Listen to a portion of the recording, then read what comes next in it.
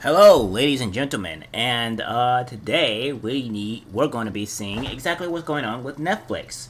You know, I realized something that Netflix is.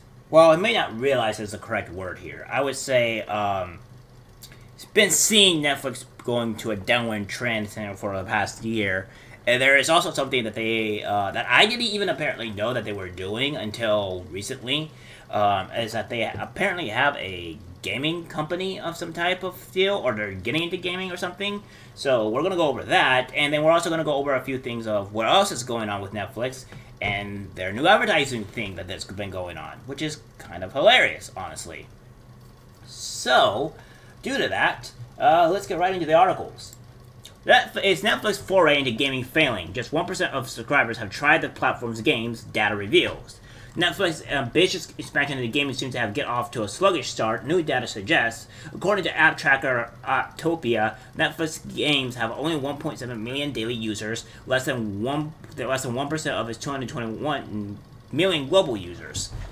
Which I'm surprised there's even that many users for their games to begin with. I didn't even know they were having a gaming thing to begin. Another as well, but I guess they did. They've also been downloaded a total of 23.3 million times globally since they were first introduced in last November for Android and iOS devices. There are a new total of 26 official Netflix games available exclusively to subscribers of the platform, including 2 Stranger Things spin-offs. The new data comes shortly after Netflix announced a loss of 970,000 subscribers in the second quarter of the year, which is most likely going to drop even more. I think coming soon after this whole advertisement deal. So there's that. And it goes on to say that Apptopia, which is based in Boston, Massachusetts, said that downloads of the streaming giant's games had been trending downward until May, when they started slowly climbing, coinciding with the release of the new series of Stranger Things. Apptopia estimates 1.7 million people are using any combination of these games daily, which is higher than we have estimated at any prior. Adam Blacker, VP Insights to Apptopia, told Mail Online. The sheer number of games is certainly influencing the growth. It's hard to sustain a high number of active users because typically only 3 through 10% of people who download a mobile game are still playing it. 30 days later, he said. People either get bored or move on to something they like better, or they try it and don't like it. I do think only a few people are going to play every day. Man has contacted Netflix for Netflix for comment. Paolo Pescatore, analyst at PP Foresight, and said Netflix's move into games could be proving a costly, bold move. The company will have to dedicate significant resources, including time and investment, with no guaranteed success, he told Mail Online. Netflix needs to strongly think about retention and engagement. While downloads is useful and getting users to play games is key, Netflix's huge subscriber base of 221 million will be an attractive shop window for game developers, he added. So apparently they did have some crazy stuff that's been going on, but it doesn't look like their games is doing so well. I didn't even know about it, and they apparently had a game thing going on. So there's that. So it also says Netflix expands to its games library to 50 titles by the end of the year, which I don't think that's really going to do anything because they have a bigger problem on their hands. Because even though that their game is looking it's not doing so hot, we also have Netflix's new advertising tier will block access to some content, CEO confirms, with BBC original productions like The Serpent and Dracula likely to be affected, which does not seem very good in my opinion. Now, let me put this out into perspective here, is that really, if you have to pay for a higher premium for more content for Netflix or to get more shows, that's not going to ding very well because people already have to pay more for honestly very terrible shows, and now they have to pay the highest prices, which is normally $20+ to get access to everything. I don't think that's going to fly for a lot of people. And no password and no be able to share accounts. Yeah, Netflix, you might actually be digging yourself bigger into a hole than you actually realize, and honestly I can't wait till it happens.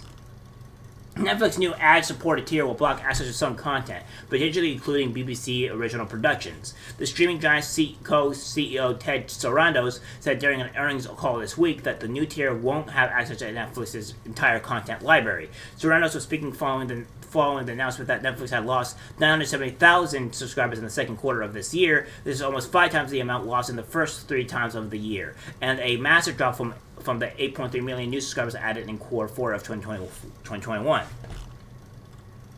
Today, the vast majority of what people watch on Netflix we can include in the ad-supported tier, Serrano said. There are some things that we're in conversation about with the studios on, but if we launch the production product today, the members and the ad tier would have a great experience. We will clear some additional content, but certainly not all of it, but we don't think it's a material holdback to this business. BBC produced content could be excluded from the tier because the BBC isn't allowed to have ads supporting its programs due to the license fee. Now, here's the thing, is that most people that I've noticed that actually, probably use Netflix or whatever, they don't really watch like a lot of the content in general, right? Like, they'll probably watch like a show or something and then they'll stop or they'll cancel it, and that's essentially going to be constantly happening. And if they introduce this even more, they're just not going to buy it at all and go to another thing. I think what this is going to do is just make people completely skip out on Netflix entirely and go to other things that will allow them to see everything they have at their disposal. John McVeigh, chief executive of PACT, the UK producer trade body, told The Times that some shows Netflix made in collaboration with the BBC, such as Netflix Serpent and Dracula, could be blocked from the new ad-supported tier. If it's a BBC original production, BBC license funding can't be supported with advertising, McVeigh said. A BBC spokesperson told Mail Online that it's too early to comment or confirm. The Californian streaming giant is planning to launch the new ad-supported tier around the early part of 2023, starting with a handful of markets where advertising spend is significant, possibly the US and UK. The new tier will be cheaper than the other existing tiers, basic, standard, and premium, but it won't be free, meaning customers will have to endure ads on top of paying a monthly subscription price, which is okay. I don't know where they're getting their business minds from, but it's actually a terrible idea.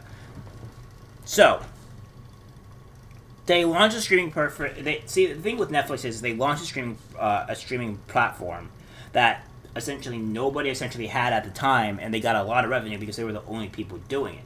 Now that they launched something which is a good business idea at the time, so I'm not discrediting them that, but now that they have more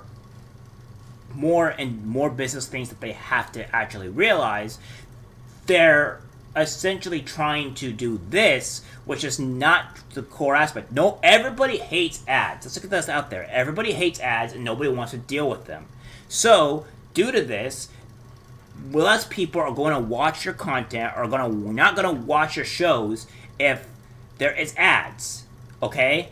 And if the shows are all terrible, they're not going to watch it in general. So, and then add on to the fact that you have to pay premium price for these shows. No. I don't think you're going to get... I think you're going to lose so many people. You're going to get... Oh, it's going to be bad. Because people, especially with the inflation coming up, and with the whole IRS deal, and all that, and inflation's going to go up, people are going to cut their losses, and it's going to be Netflix. This is a terrible, terrible idea. You're not reading the times at all of what people are feeling at the bank and stuff. So this is going to be this is going to backfire them immensely. I almost guarantee it. It is hoped that a cheaper tier could help entice users who are on a budget, and in turn help Netflix reverse the recent fall in subscriber numbers. Now, what you're going to do is going to help Netflix lose more subscribers and not influence them to get anything else. Because if this is more expensive and they realize that the shows are just as bad, if not worse, than they were receiving, then, well, guess what? They're not gonna go onto it. They're just gonna cancel it immediately. Jesse Cohen, a senior analyst at Investing.com, predicts that the new ad-supported tier will be a success for Netflix and will attract younger users. I don't think so. I think the younger users have less money anyways. So the less money that they have, the less they're going to want to have to spend something that that's not really cost effective for them. Inflation's going to go up. Again, they're not reading what's actually going on in the real world. So, it's not going to be good. The launch of Netflix's lower-cost ad-supported version of the service is expected to be the much-needed growth catalyst the streaming giant has been missing in recent years, Cohen told Mail Online. We expect advertisers seeking the chance to reach younger viewers who have abandoned traditional television will likely allocate a greater part of their marketing budget to advertise on Netflix in the future.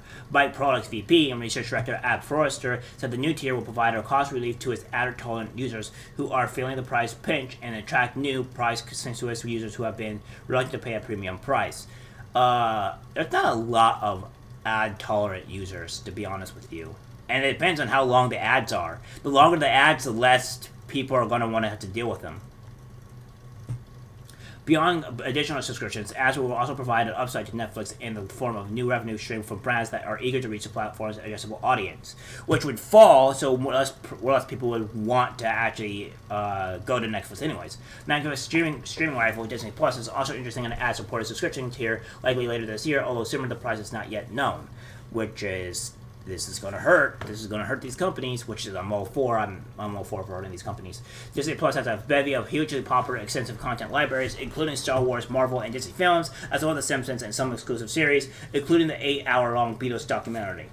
Also, during the earnings call this week, Netflix CEO Reed Hastings said traditional television will definitely be gone in 5 to 10 years. If Hastings' prediction is correct, the BBC and ITV will exist as an on-demand streaming platforms, but not as TV channels as soon as 2032. That I would agree with. Looking forward, streaming is working everywhere. Hastings said during the call, everyone is pouring in. It's definitely the end of linear TV over the next 5-10 years. Hastings also said on Tuesday that Netflix is set up very well for the next year, and that the core drivers of the business were continuing to improve. Netflix had expected a loss of 2 million subscribers for the second quarter, so Tuesday's results were nowhere near as bad as it had feared. Hastings pointed to the smash hit Stranger Things as being responsible for keeping hold of subscribers during the quarter, which would be true, and the fourth season of the sci-fi show, which is produced exclusively for Netflix, it started airing at the end of May. In April 2022, Netflix CEO Reed Hastings revealed in an earnings call that the platform would introduce ads in the next year or two. Netflix had at the time just revealed that it lost 200,000 subscribers in the first 3 months of the year and expected to blah, blah, blah, blah, blah, blah, blah. The share price fell significantly following the news, wiping away roughly $70 billion in the company's market capitalization. Good for them. Because I don't like Netflix. Then in May, Netflix told its employees that it would introduce ads sooner than expected by the end of the year. Okay, why is this all kind of like reverbish type of garbage here? I don't care about this. So, I'm not going to read it anymore because it's kind of just reverbish kind of crap. So, there you have it. But we're seeing here that Netflix is not doing well, which is not too terribly surprising. And I'm going to see that Netflix is probably going to die within the next 3 to 5 years, give or take. Now, guys, so I say 3 to 5 years because it takes time to lose billions and billions of dollars. So I digress. So they're going to have some probably plus sides and some negative sides, but they're going to have mostly negative sides. And I don't think they're going to be able to hold water for very much longer because they're not doing well. Well, guys, the best thing to do is to fight back and not support these companies. Like, subscribe, share, and I'll see you in the next one. Take care.